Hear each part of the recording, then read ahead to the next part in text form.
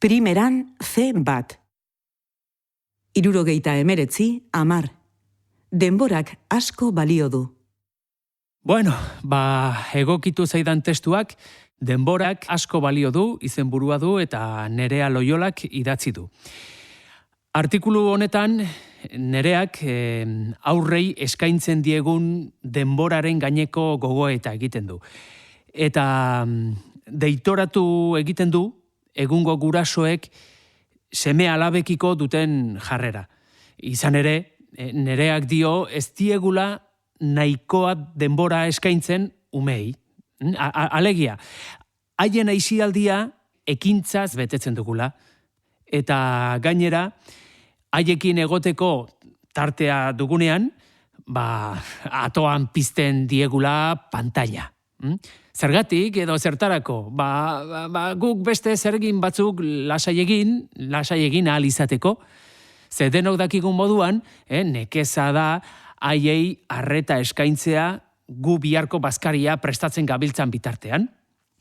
Nereak jarrera hori gaitzetsi egiten du testuan, eta naiz eta aitortzen duen zaila dela beste ezer egitea bizimodu edo bizi erritmo hiperproduktiboa dela eta, iritzi dio ez dela ezinezkoa.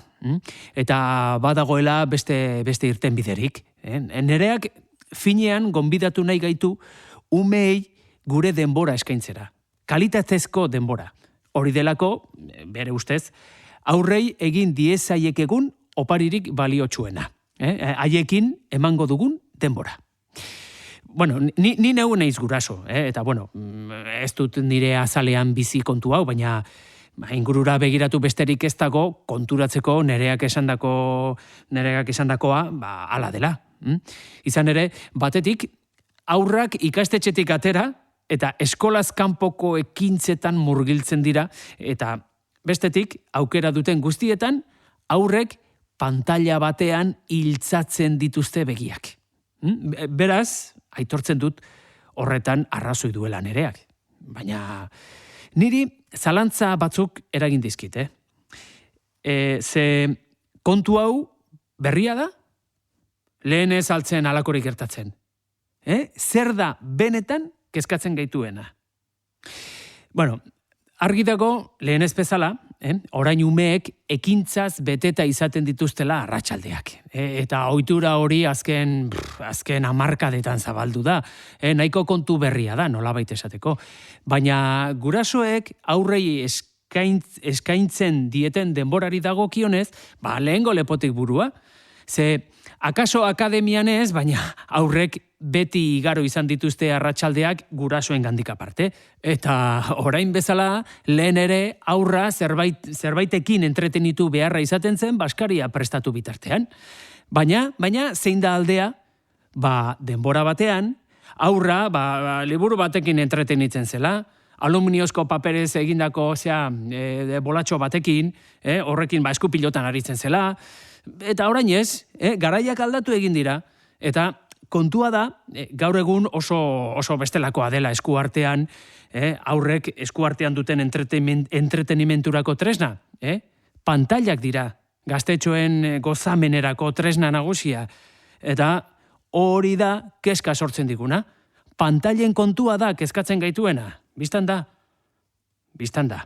Izan ere, argi eta garbi daukat, inor gutxik jarriko duela zalantzan, aurrak, kirolarekin edo hizkuntzarekin lotutako ekintzetara bideratzen ditugunean, haien hobe beharrez ari garela.